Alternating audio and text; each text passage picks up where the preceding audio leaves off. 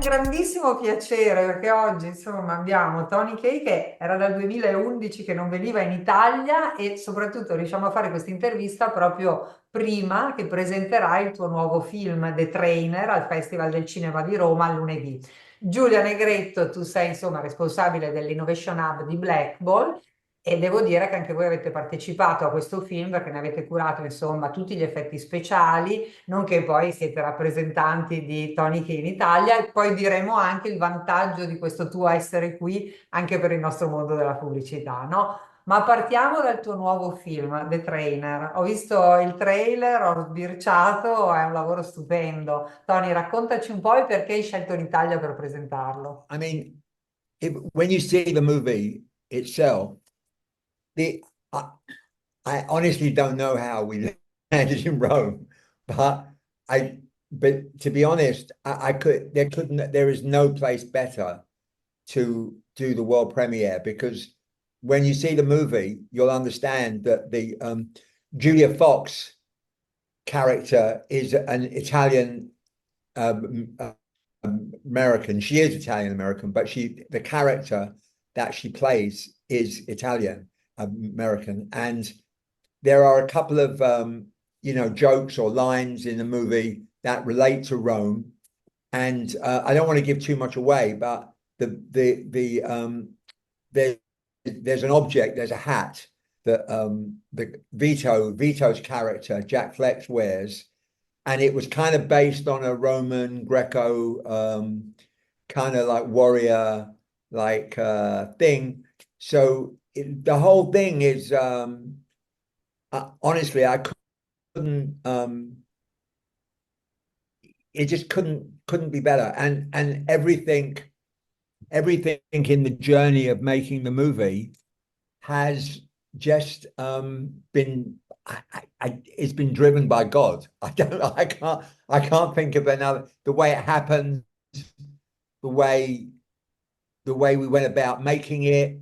It's a very unusual was a very unusual process. I mean, all movies come about in different ways, and but this one was very different, very independent, and extraordinary, and all these things that seemed like they were going left suddenly turn right, and then there was wow, this thing happened, and it's the same honestly with Rome. It's exactly the same with Rome.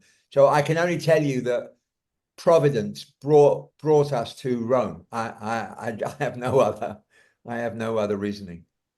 Tony, tu sei un artista poliedrico, ti occupi, ti sei occupato, insomma, fai film, fai pubblicità, fai videoclip, fai arte. Ecco, cosa ti ispira? Anche in questo film che vedremo, cos'è che ti ha convinto a rimetterti in gioco? Anche perché mi sembra che l'ultimo era Detachment, se non sbaglio, nel 2011, di cui la premiere poi l'avevi fatta sempre, cioè eravamo presenti alla premiere italiana, milanese anche. Well, it's like this, you know, when I started out as a director, my main interest was acting. It was I didn't know I knew that I wanted to work with Marlon Brando, and that's why I moved to America. That's why I went to America. I just think to myself, to me, it's all about who's in front of the camera, and and um, and so I think to myself, okay, well, Marlon Brando to me was the greatest screen actor ever, and I thought I have to work with him. Now that was somehow a crazy aspiration, 30 years ago, 40 years ago, when I make TV commercials and music videos and stuff. But I I wanted to work with this guy, and I went to America, and I did work with him.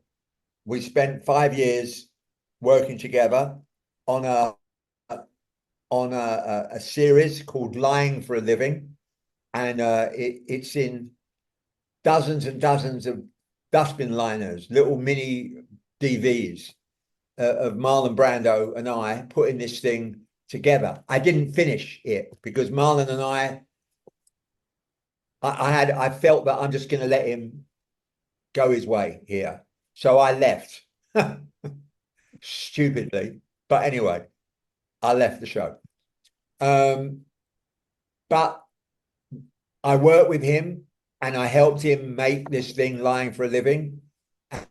And he wanted to do it on his own. And it didn't, I don't think, I think he struggled putting it together in the end, and it hasn't come out yet. So I'm hoping eventually to get all that material and I'll fix it. So anyway, time went on, and I, but the other factor was is I didn't want to. I care about the stories. I always like to somehow make the stories a little bit socially conscious if I can. It's like American History X and Detachment, and my documentary Lake of Fire about the abortion issue, which is maybe my up to the trainer anyway. That was the sort of my biggest. I spent 18 years making that and financed it myself. When I had more money than sense. But anyway, and even in Lake of Fire, there is a performance. That's real, but there's a performance in it of one character. So it was always about acting, and I didn't want to just order off of the Chinese menu, or the restaurant menu. I didn't want to just work with whoever was the biggest. I mean, Marlon was different because Marlon to me was the greatest actor, screen actor ever, And I wanted to find new people. And that to me was more important than the story, because the character is the story. And what I'm interested in is the humanity of the human being, of the character. And then all of a sudden, one day, out of the blue, in walks this chap into my house called Vito Schnabel, and he had a story in his head and a hat. And well, he didn't have the hat at that point. We had to make it. But I knew immediately he had a script. I knew immediately that this guy could act. He'd never really acted before, ever. I mean, he'd done a couple of walk-on parts as a kid, but he'd never acted. And I just thought, this is an opportunity. So I go to him and I say, look, I'm going to direct this. You're going to be the star. And he's what? He didn't begin that day to become an actor. He is an actor now. He's doing another movie now. He was in a Gus Van Sant show now, because he's an actor now. And so that was why I did it. That was why I wanted to do it, because it enabled me to use an unknown actor. I mean, Vito's not an unknown person. He's an art dealer. He's a gallerist. He's very well known. He's world famous in that sense. But as an actor, nobody knew he was an actor.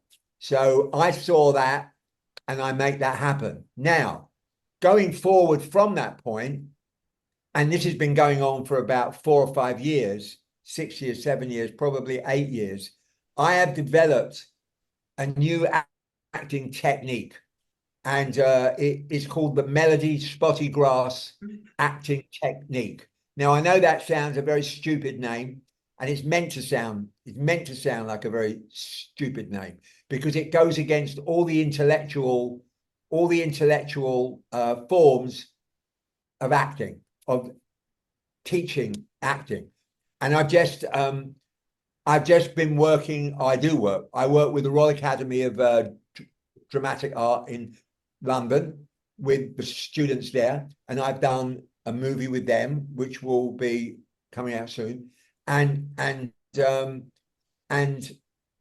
I've developed this new acting form, which goes completely against Stanislavski and Uta Hagen and Lee Strasberg. It goes against the entirety of method, and it goes against what Marlon was as well, because Marlon was essentially a method actor. But Marlon was beginning to change. I mean, he's passed into the other. I'm sure he's changed now in the other realm, in that, heaven. But my technique is not intellectual. It's about listening to grass grow, emptying your mind, and then just being spontaneous, up, down, emotional, scream.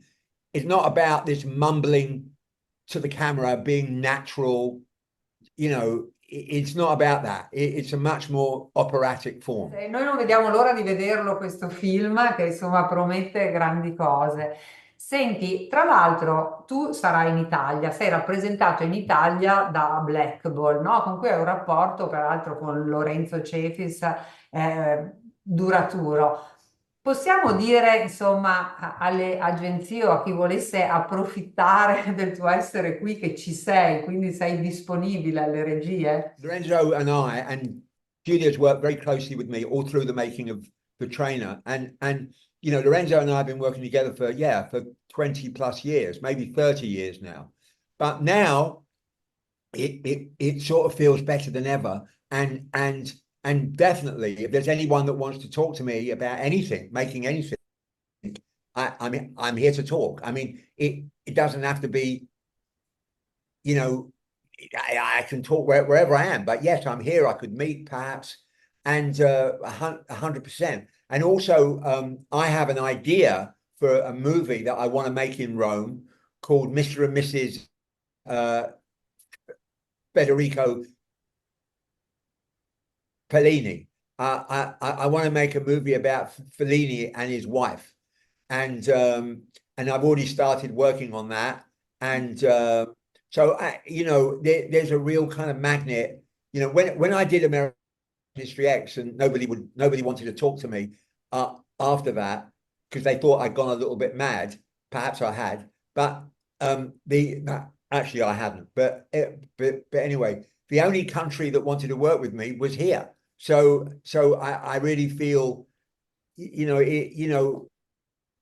when you just start to realize that there are certain, it's not about where you were born or who your parents are. It's kind of more about where you fit in and where you can work and where you can be yourself. And I really think that there's a huge possibility that this might be, I mean, I don't know yet because it's early days, but it certainly seems that way, that everything is, looking upon, Italy in that sense.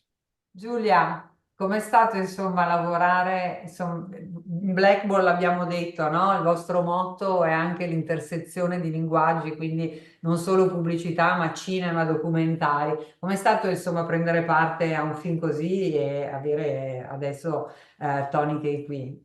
I still remember when in April we got the first phone call, and actually I think, yeah, it was a phone call with Tony. And Lorenzo was like, oh, there's just the director of American History X, and we need to work with him. So it was obviously like a tremendous opportunity for us, for me especially, because I've never worked with Tony before. And Lorenzo told me everything about like the greatest years of experience that they had together. So obviously the incubator hub was just starting the foundation. So it was a huge push for us to start working with Tony. Basically, we arrived and the movie was kind of all filmed, but we were still missing some important pieces of post-production, especially VFX. Tony really wanted an artist to work on VFX on his films, which you will see are quite predominant and essential to the tone of the movie. And so after a few calls and after some brainstorming, we decided to go ahead with Ian Hirschbuhl, who is an amazing VFX artist. He has been working for Blade Runner 2, and we've been working with him recently up by April 2023. So it was the perfect coincidence, when pieces of puzzles start fitting together. And so, yeah, we started working with this amazing creative workflow. And since then, we've been just following the post-production, helping with the coordination of the packaging of the movie and the presentation to the festivals. And we're so happy that it's actually happened in Rome, which is so close to us. and we can all be brought together finally and meet in person because of this. Cosa vi aspettate da questo festival? Sarà un successo I se? don't know. I mean, I can show you. I went to the I went to the Say that again. Yeah, sold out. Everyone wants the ticket. Everyone wants a ticket. They voted.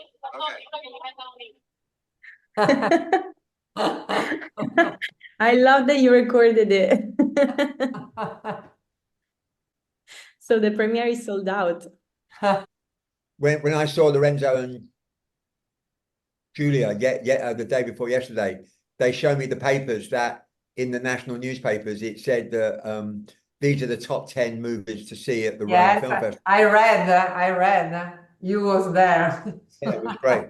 Great. Yeah. The article was saying it's kind of like the movie for everyone, and you will become passionate about cinema if you're not yet. So that's one like a really good thing to say, and we're really happy and really excited, obviously.